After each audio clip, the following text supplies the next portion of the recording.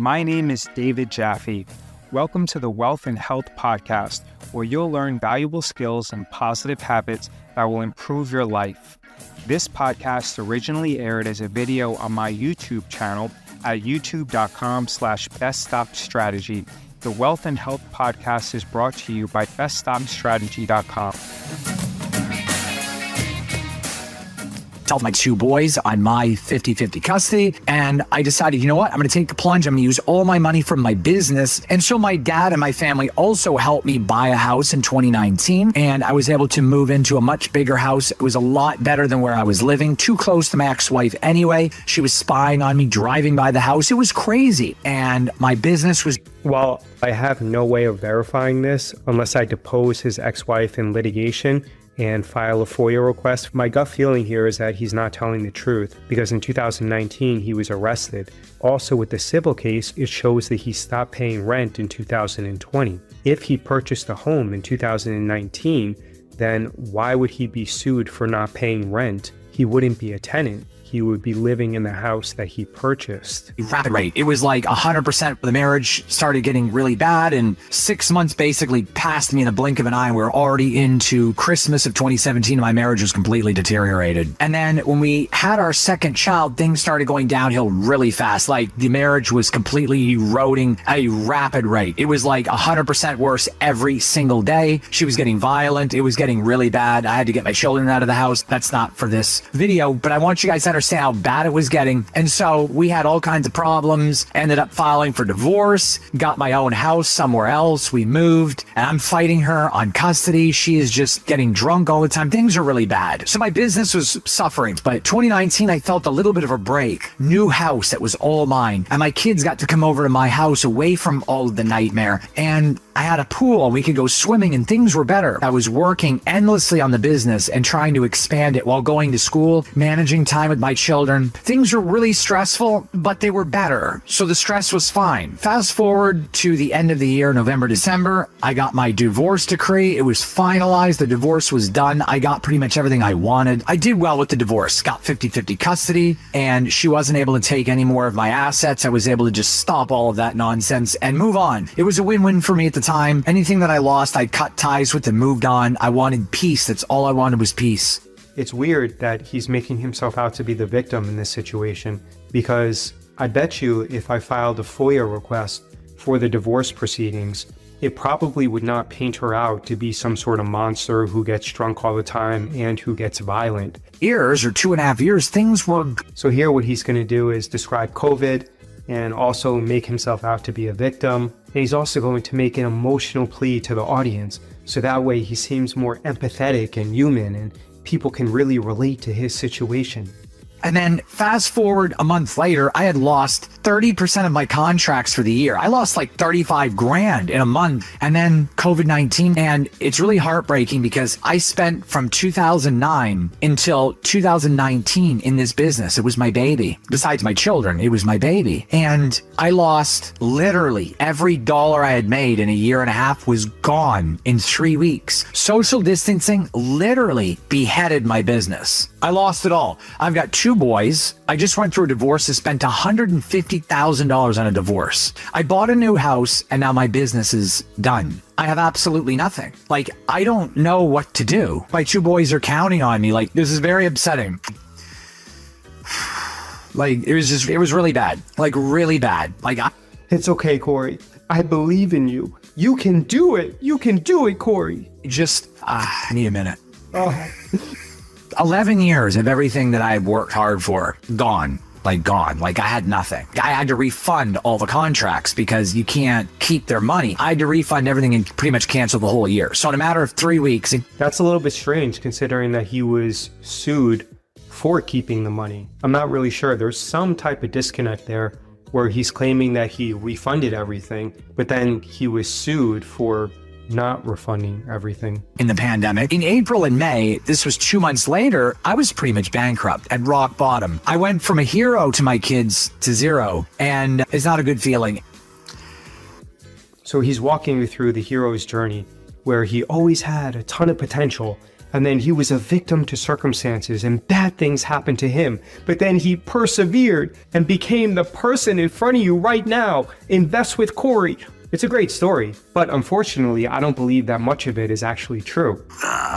Really look tough, at that acting. Look at that I acting. need him. It's heartbreaking to go. You got a Grammy. Think about this, but I want Give you him guys a to Grammy. understand what I went through. This wasn't easy for me. It was really rough. I told my brother that in April of 20, so at this point in time, I accepted the fact that I was defeated. There was nothing left for me, and there's no way to recoup my business. None of this. It was just a lost cause. So my brother and I were talking in July of 2020. At this point, I was pretty much bankrupt. I only had a few $1,000s left. He had said, "Hey, you buy a couple hundred shares of Square. You told me about that, and you said that Amazon was like $48 a share, and they went up a little bit since then. Maybe you should just cash out your $26,000 or $27,000 from Amazon and just use that to live for a few months, and then just leave Square in there and ride it out and see what happens." And I told him, you're right. I'm going to have no choice. And so I logged in my brokerage account and I could not believe what I saw. I wasn't following the stock market. I was in college for finance, studying psychology. It's weird that he says this because his bio for his wedding photography business indicates that he went to Full Sail University,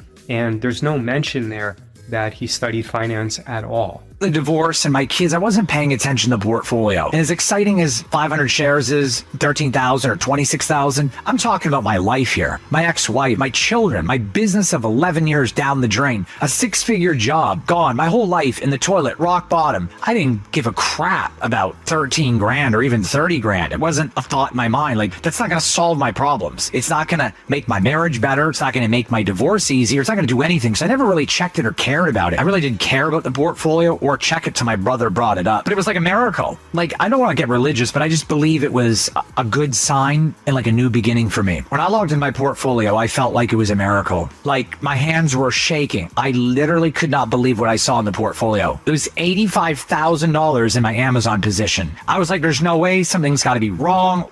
So something's definitely fishy here, because if he went through a contentious divorce, hiding assets can land you in jail. You can be found in contempt of court. For him to say that he hadn't logged into his brokerage account for years doesn't make sense. If he didn't voluntarily produce all the bank statements and brokerage accounts to the court, then they would be subpoenaed. I would say the probability that he's telling the truth here at around 1 or 2%. Maybe he hid the assets from the court, but that's incredibly risky because that could land you in jail if the judge finds you in contempt of court. Wait, what? I didn't understand this because I wasn't following the market like an activist is going to last. I didn't think twice. I sold it. Now, you got to remember, I had 200 shares of Square that cost me just under $5 grand. And so I held on to that. I did not sell that. I had $85,000. So I took my brother up on his offer. I sold $30,000 worth of my equipment. It is a little bit less. It was like $28,000 and change. Paid all my bills for 6 months and said, you know what? I feel like God gave me a second chance here. For the first time in my life, I felt like something went my way. It was the happiest moment I'd had since the birth of my 2 children. I realized I had done something right. Something worked for me. 0 to 85 grand after everything I had been through. For that particular moment, I had freedom. I didn't even know what to say. If $85,000 represented freedom, why was he sued for not paying rent? Something there doesn't seem right.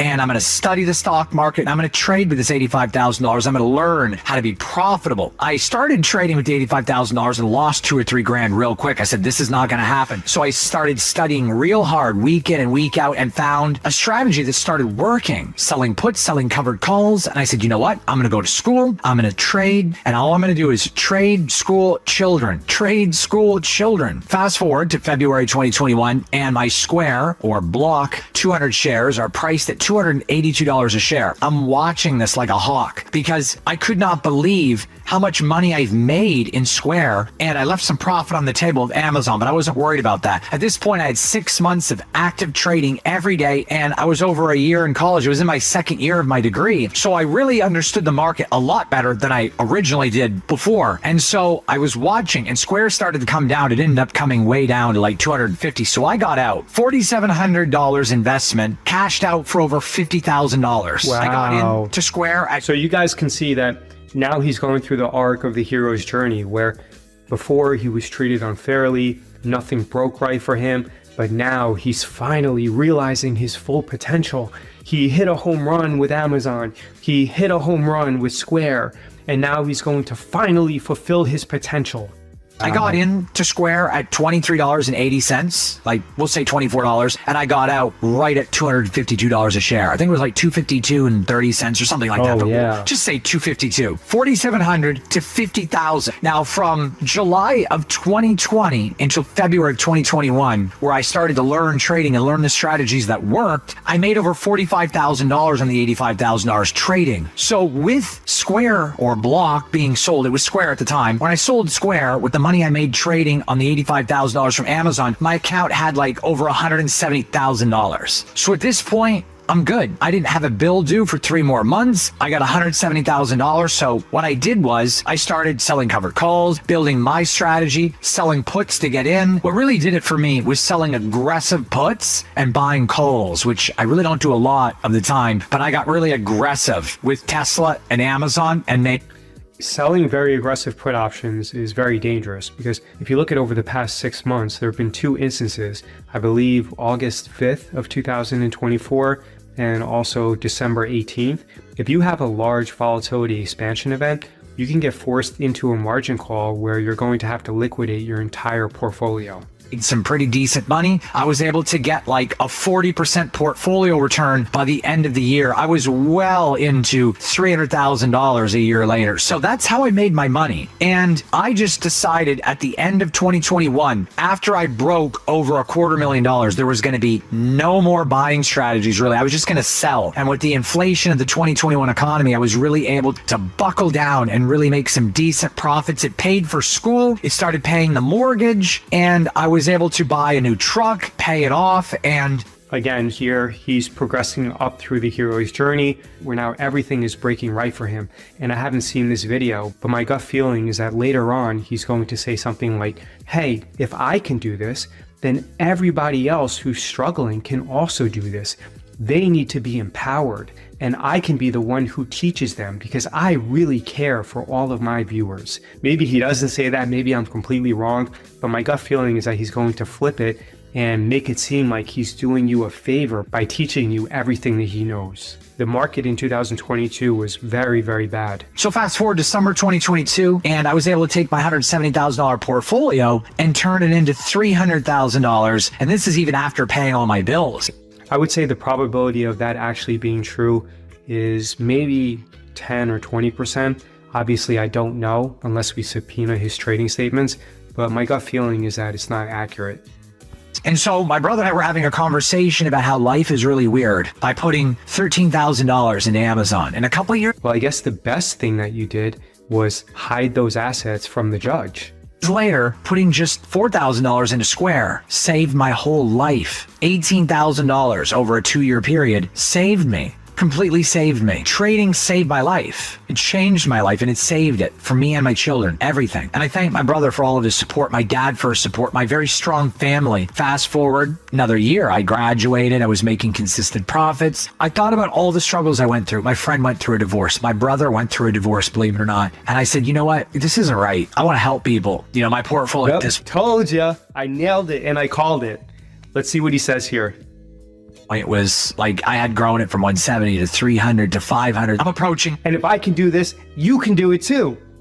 Like 7 figures pretty quickly. I really wanted to help people. There's so many people that struggle. When I graduated and got my degree, I decided, you know what? There's a lot of businesses that I saw that sunk because of the pandemic. And not only that, a lot of friends of mine got divorced. People that I knew got divorced. My brother got divorced. And it was really sad. And so I decided, you know what? I graduated, got my degree. I'm profitable. Not only do I want to help by giving money to charity and the Homeless Veterans Association, but I wanted to help other people in my situation that maybe you guys got a divorce. I'm going to help maybe you. You have kids and you want financial freedom. And Corey can help you. Other people not make give your money to Corey so I can help you. Like a failure and maybe hit rock bottom. So I'm enrolled in my first year of law school and I'm in 1L law studying.